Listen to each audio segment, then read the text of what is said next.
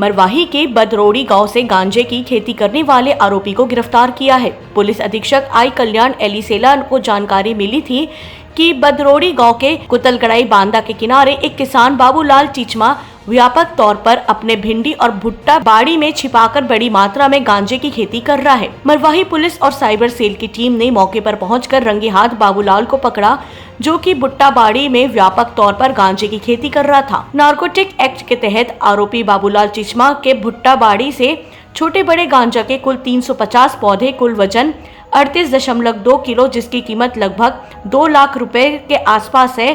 कोकड़ा टोला बदरोड़ी निवासी आरोपी बाबूलाल चीचमा को गिरफ्तार कर लिया गया है। अंतर्राज्यीय जिला होने से पुलिस विभाग की सक्रियता से गांजे और उसका अवैध व्यवसाय करने वालों पर लगातार कार्रवाई की जा रही है। गांजे के ऊपर आज कार्रवाई हुई है मरवाही के पास, किस प्रकार की कार्रवाई हुई है? मरवाही थाना क्षेत्र के गांव बदरौड़ी जो है वहाँ पर पुलिस को सूचना मिली थी कि किसी जो भिंडी और भुट्टे का जो खेत है वहाँ पर छिपा करके कुछ गांजे के पौधे लगाए गए हैं। पुलिस की टीम वहाँ पर पहुंची। पुलिस अधीक्षक महोदय के निर्देशन में साइबर सेल और मरवाही थाने की टीम वहाँ गई हुई थी। वहाँ उन्होंने रेड कार्रवाई की, जहाँ पे बाबूलाल चीचमा नामक व्यक्ति का वह खेत था, जहाँ पर उन्हें लगभग 350 पौधे गांजे के वहाँ मिले। टोटल सभी पौधों का वजन जो था लगभग 38 किलो 200 ग्राम था।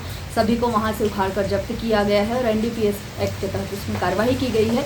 आरोपी को गिरफ्तार किया गया है और जुडिशियल रिमांड में भेजा जा रहा है। इसके पहले भी क्या उसके द्वारा ये गांजे खेती का व्यवसाय किया जाता रहा है क्या? ऐसी कुछ जानकारी प्राप्त हुई है क्या? अभी उससे पूछताछ की जा रही है, आगे विवेचना में चीजें सामने आएंगी। पेंड्रा से अभिषेक गुप्ता की रिपोर्ट।